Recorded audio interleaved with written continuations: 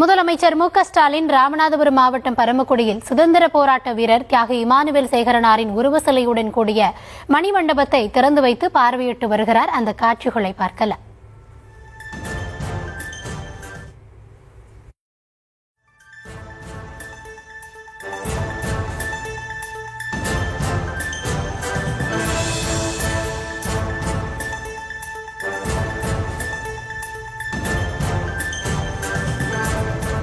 பரமக்குடியில் தியாகி இமானுவேல் சேகரனாருக்கு மணிமண்டபம் கட்டப்பட்டிருக்கிறது. அவருடைய சிலையுடன் கூடிய அந்த மணிமண்டபத்தினை தமிழக முதலமைச்சர் மு.க.ஸ்டாலின் அவர்கள் தற்பொழுது திறந்து வைத்து பார்வையிட்டு வரக்கூடிய காட்சிகளை பார்க்கிறோம். உடன் அமைச்சர்களும் இருக்கிறார்கள். இதனையடுத்து உருவப்படத்திற்கு மலர் தூவி அவர் மரியாதை செலுத்தி வருகிறார். கள விவரங்களோடு இணைகிறார் எம்முடைய செய்தியாளர் பூபேஷ் சந்திரன். பூபேஷ், நிகழ்வு குறித்தான முழுமையான விவரங்களை வழங்கலாம்.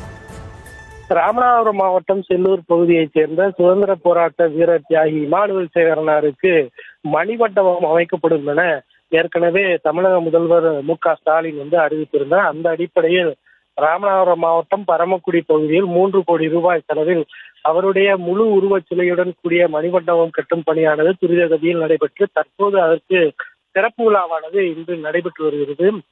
அந்த பரமக்குடி பகுதியில அவருக்கு மணிமண்டபம் முழு உருவச் சிலையோடு அமைக்க வேண்டும் என இந்த சமூக மக்கள் நீண்ட நாட்களாக கோரிக்கை விடுத்து வந்த சூழலில் அவருக்கு மணிமண்டபம் திறப்பு விழாவானது இன்று நடைபெற்றது.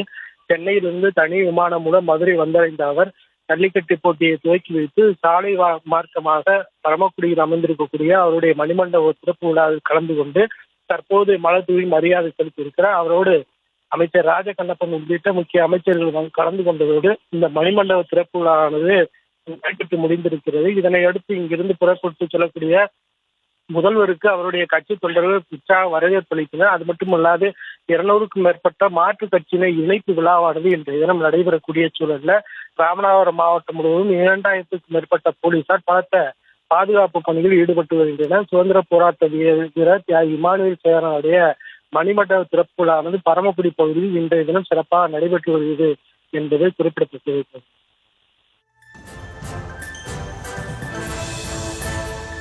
நிகழ்வு தொடர்பான உங்களுடைய முழுமையான விவரங்களுக்கு நன்றி பூபேஷ்.